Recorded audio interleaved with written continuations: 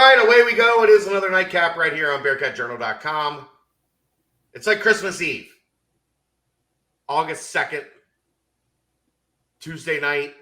Tomorrow, I'll be at Nippert Stadium, and we'll be watching Cincinnati football. This show, as always, brought to you by our good friends at Galactic Fried Chicken. Visit www.galacticfriedchicken.com. Download the app for Android, iPhone, everything Galactic.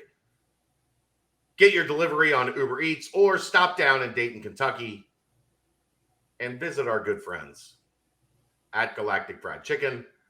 Tell them to pump it up. Save 15% off your order. All right. Aaron is traveling tonight.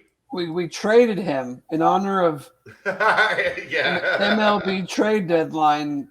We traded Aaron, and we got a top 5 prospect. I'm just going to say that. The future host of an unnamed Bearcat show on Sundays. Although I think we're onto something. But yeah, I think we're zeroing in on a name. We're zeroing in on a co-host. Not ready to make it public yet. No, we're working on. We're. I hope I'm up in the big leagues before 2025. I'm getting old. Here's the deal. You are not an 18-year-old prospect in single A. I'm getting old. I gotta get to the show quick. All right. So last night, let's get to it, David Simone. We'll be back together tomorrow night for a very good BCJ podcast. We've got some topics in mind already. We'll have the first day of camp to talk about, although it's helmets, t-shirts, shorts. It's not going to be a big deal, but there will be things. I don't know, Chad. Who looked good in install? Someone's going to ask, who looked good? Well, there will be things that we talk about that we have to talk about from tomorrow. Tomorrow is counting excited. Bodies. Make sure everybody's there. Make sure things are good.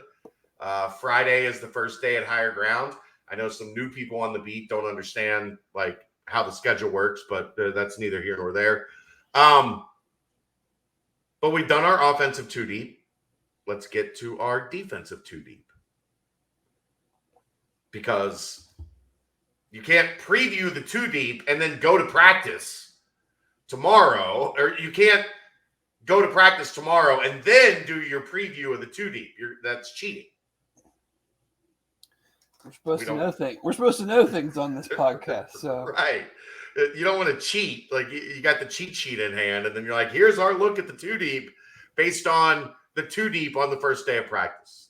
So let's get it done. Defensive line, I don't think is difficult. Malik Vann, Jowon Briggs, Jabari Taylor, are you going to be your starters across the defensive line? Yeah, I mean, that seems pretty cut and dry. You got two COVID year seniors and then another senior. Yeah, that's all played significant snaps last year. All contributed at significant moments. That's pretty obvious to me. So I just released, before we started this, part 3 of the Luke Fickell interview. And this one was in regards to the defense. He kind of surprised me, Dave. Okay. Because he said, we're looking for 5, 6, and 7 along the defensive line. Meaning we know who 1, 2, 3 are. We know who 4 is. Who do you think is 4? Well, I think I know because you maybe I gave it away maybe a little bit last night. A little slip last night. Eric Phillips. Eric Phillips was the consensus 4. Which we've been very high on Eric Phillips since he was brought in from Coleraine. He was a guy that at one point in time, he was 315, 320 pounds. He's played nose tackle, as Luke Fickell mentioned in the preview. He lost a human almost. He lost my daughter. Yeah, he did that last year though, so that's not. But he's down to 266 pounds. And he is intriguing as that guy off the edge that can maybe get to the quarterback and be a difference maker, given his, he's skinny. In terms of his body and what I knew of Eric Phillips as Cincinnati was recruiting him, as he came into the program, Like, he is skinny now. Like, it's going to be very interesting. He spent most of the spring taking first-team reps with Malik Vann out. I'm really intrigued by the fact that Fickle is high enough on Eric Phillips to say, that's number 4. Right. And Dominique Perry and Dontay Corleone, who's down to 320, are the guys that are going to be behind Briggs at nose tackle. Noah Potter is going to be in the mix behind Jabari Taylor. I think this is an important camp for Rob Jackson, Jamal Williams, Dontay Corleone. I am not worried. I know that a lot of these guys have to prove it. But they've got 9-10 bodies at defensive line. And that's not including Gillison and, the Tyler Shepard, Derek Shepard, their number 1 rated recruit in the last class defensive. Like, there's a lot of bodies on the defensive line. There is. The only issue to me is experience. Well, no, it's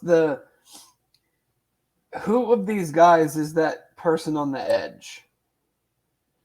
So that's why I think this is a huge camp for Rob Jackson and Jamal Williams. Somebody has to show. I think Potter is right in there too, man. Right, but he's an unknown from an injury standpoint and coming from another school. Like, I'm looking at the guys that have been on the roster that position is there. Like, they are in desperate need of someone to threaten the quarterback from more of a speed standpoint. Like, all those guys you mentioned, I think, are really good and we're really high on, but they all kind of fit into the same mold. They're power players. I think Jabari is going to surprise people as like an Elijah Ponder. Yes, I don't disagree, but he's still more of a power guy than a speed guy, even if he has that element to his game. You're still talking about guys that are not your prototypical. I'm just going to compare him because they don't fit the Myjai Sanders mold. They don't fit the long-armed, sideline to sideline, first step. Like, Myjai beat so many guys because of his first step and caused havoc that other people cleaned up because his first step was so good, forced the quarterback to step up or step out, and other people cleaned it up. I need to see that from somebody else because I don't know. Those other guys have excellent elements to their game. That's just not part of it. Yeah, I wonder, Dave, Cincinnati has been in a 3-man front for 2 years. Is this just who you are as a 3-man front? Like, it's more power, it's more... Well, that's what traditionally a 3-man front is. Correct, that's why I'm asking. Yeah, if you look at, like, best example, like looking at the Steelers, their heyday defenses was like Casey Hampton in the middle at 300 and something pounds, and their ends were in that 275, 285, like, Hayward now, and because Stephen Tuitt was the nose, and Cam Hayward's the end, and he's like 280, 285. Right. But that's fine. That means, though, that your pressure players are your outside linebackers. But if you're going to go 3-3-5, that doesn't work. You need to have 4. You have to have 2 guys coming on the outside. Like, so that's where the, push and pull of the 3-3-5 is. 3 down linemen is fine, but you're a power-based front. Where is the pressure coming from? I do think this is going to be a better front against the run than we saw a year ago. I do too. I mean, they're going to be, elite against the run. It's a 3-man front. It's hard to be elite against the run in the 3-man front. But I think you have more guys that are designed to kind of handle the line of scrimmage because of their size and their power that we just talked about. Yeah, I wonder too. Okay, so everybody's now accustomed to playing 3-man front with Sauce on the edge. Press man. Right. Do you go 4-man front and just play a bunch of zone now? Because no one's seen you do it? Well, I think they might go 3-man front and play a bunch of zone. Then you have to be good at it. You're not just going to change for the sake of change. Right. to try to mess up the other team. Like, you have to be good at it, or it doesn't We're matter. going to see a lot more. We're not going to see them just say the boundary is his and Sure. whoever wins the boundary. Like, that's not logical. It doesn't make any sense. They're not going to just put whoever replaces Sauce on that same island and do the same things that they did before. Right. I mean, I that think brings us to linebacker. Let me just, the intriguing part, the final note on the defensive line, the intriguing part is they're probably deeper than they've ever been, but they're as redundant as they've ever been. So I'm looking to see what kind of different looks do they show to try to get more athletes on the field. I think in passing situations, you'll see a lot of four-man fronts. Who steps up to try to fill that edge presence? Yeah, I agree. That's a huge question. Linebacker. I love this linebacker group. So I'll go with something Justin said. And I asked Luke about it, and he tried to give me a little grief about it, but then he backed off. 5 of your best 11 players are going to be fighting for 3 spots at linebacker. Deshawn Pace, Ty Van Fossen, Will Huber, Jaheim Thomas, Ivan Pace. Agree? Yeah, I mentioned Justin saying that last week, and I agree. Five of your best / known quantities. Yeah. Is it straight what we saw last year where Van Fossen and Deshawn Pace split reps? Maybe they do the same on the other side, on the Will side, with Jaheim Thomas and Ivan Pace. Wilson Huber's going to get most of the snaps in the middle. And you just figure it out which one of the two.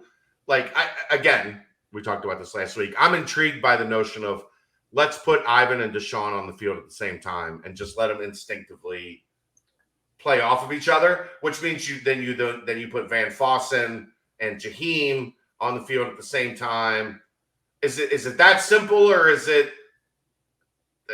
I don't know how this works. I'm not a linebacker guru. Luckily, if Mike Tressel is known for one thing, it's being a bit of a linebacker guru, right? He put a shit ton of guys in the NFL as the linebacker coach at Michigan State. I think a lot of it depends on where the pressure comes from up front and how consistent it is. Like if the front 3 are not getting the necessary amount of pressure, I can see Jaheim playing a lot more and them either going a straight 4-man or just kind of rolling him up in certain situations.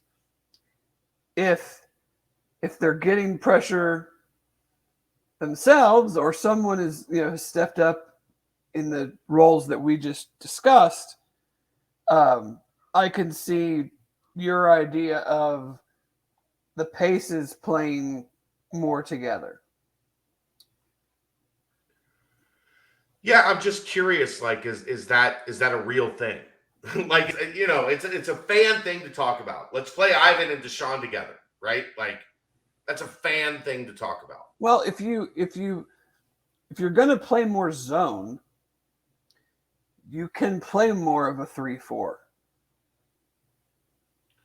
It's taking a DB off the field, and I don't know how much. But if your best 5, but if 5 of your 11 best players are linebackers, then how are your 5? How are those 5 in coverage? Is the question, because you're taking. We know Deshawn is very good in zone coverage. Yes. So he would basically be your nickel fifth DB. Yeah. Or your box safety if you want to play. Yeah, he's like one safety. He's playing the wig position from like his sophomore. That's year. What's fascinating to me. Because can you do that and play boundary field nickel, Jowon Hicks, and then Pace as your box safety? Like you look at the interception he had at UCLA, the walk-off at SMU, those all came from like in the slot, like straight up coverage. I don't know that I wanted compare Deshawn Pace to Wig and man-to-man coverage. No, I'm not saying I do either, but I'm just looking at it from the standpoint of like if they agree with what Justin said and what we're talking about now, would you rather have those 5 guys on the field? Yeah. Or one of those guys off the field and whoever your 5th best corner, safety, nickel person is on? So a lot of that depends on, now we'll move to defensive back. Fick was pretty clear. Boundary, unless it's a disaster, boundary's going to come down to Jaquan Shepard or JQ Hardaway. If they have to move Arquan Bush to boundary, they will. But they think Arquan is best at field. If they have to, things have gone incredibly wrong. Right. And it sounds like Sammy Anderson is the leader at nickel. Javon Hicks at one safety spot, and then a battle between Brian Threats and Jacob Dingle, which everybody thinks that Threats is going to be the heir apparent. Thoughts on the secondary if that's where we're at? And so then that leaves you with what? Like Todd Bumpus. Bumpus is going to get a look at either spot. Justin Harris is more of a field. I think they see him. Field / nickel. Taj Ward is the nickel behind Sammy. Nickel. Who else are we? Malik Rainey. Now we're Amarion Smith, probably behind Hicks. Isaiah Cox behind Hicks. Isaiah Cox looming in there as somewhere well. in there. Okay, yeah. So, I mean that the names make sense and is what I think we would have. Not a lot has changed from the spring. No. I'm interested. Two things. I'm interested in that Sammy has kind of found a spot in nickel because I would not have guessed that. I would not have. Well, so Fick talked about this a lot in our interview that is just out now. You can go check it on the YouTube page. You can check it on Bearcat Journal. He talked about Sammy being finally making the transition from a basketball player, and where that helps in terms of him transitioning into the nickel is that basketball players are often short area, closer space. That's why when you guys were talking the other night about defensive touchdown in the comments, I put Sammy. That's fair. Because and you had not seen the Luke Fickell interview at that point. Because it hadn't happened yet. Right. No, it had happened. I did it Monday. Oh, okay. It just hadn't been released. But yeah, I just think like that skill set, and we know he can play the ball well. I mean, he did that right from the jump. Right. I just feel like he's going to jump some stuff. Like I said, short area, quick game type things. And then that's an incredible size advantage if he's able to run with those guys. To have a guy like that if he can truly hold up in there. It's why Bush was so good playing the nickel. Because he was going against, and Sammy's a little bit bigger than Arquan.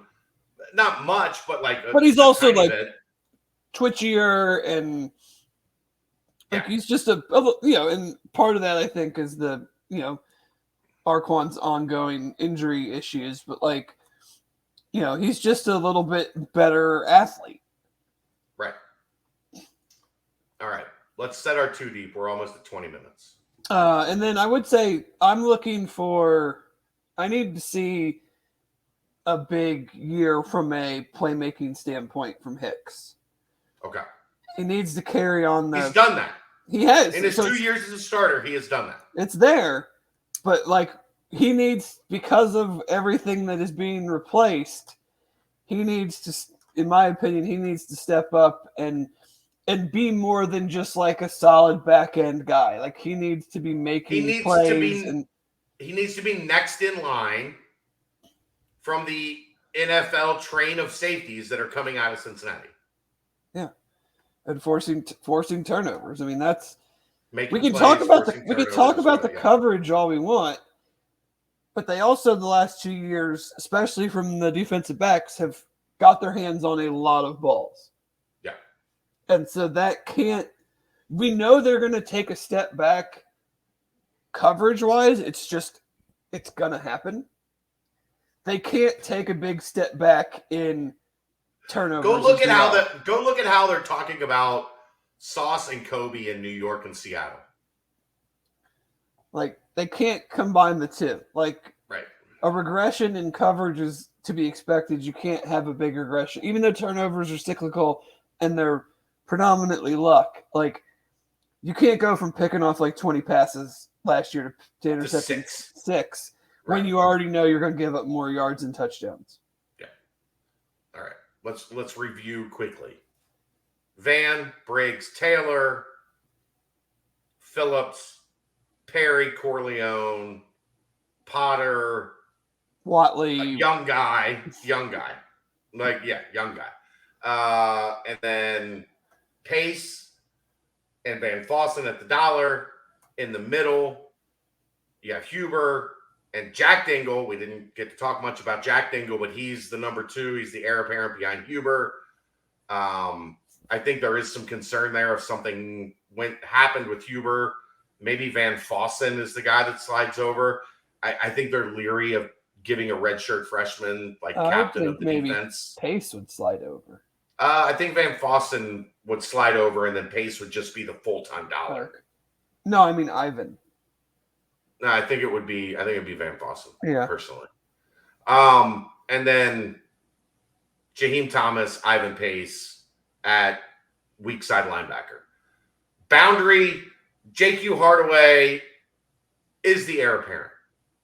How long? I guess the question is, how long does Jaquan Shepard hold on to the starting spot on the boundary? Because it sounds like going into day one of camp, from talking to Vic, Jaquan Shepard is going to be your number 1 on the boundary. August 13th.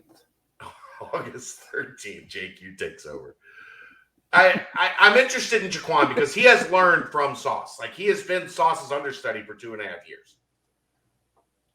I can learn from Tiger Woods. That doesn't mean I'm going to go win 16 majors. You might win 2, though. Field, Arquan Bush, Justin Harris, Todd Bumpus. Like, that's behind Arquan is a crowded spot right there. There's a lot of guys that want to get on the field. And then safety, Javon Hicks, Threats and Dingle battling for that spot. We think it's going to be Threats. Armorion Smith behind Hicks, Isaiah Cox kind of floating between the two. And that sounds like the official Bearcat Journal 2 deep as we head into camp. Fair? Fair. Punter, Mason Fletcher. Kicker, Ryan Coe. Trey Tucker returning kickoffs. Ryan Montgomery returning punts. That's pretty easy. And here's something I try to get into this with Vic a little bit, Dave.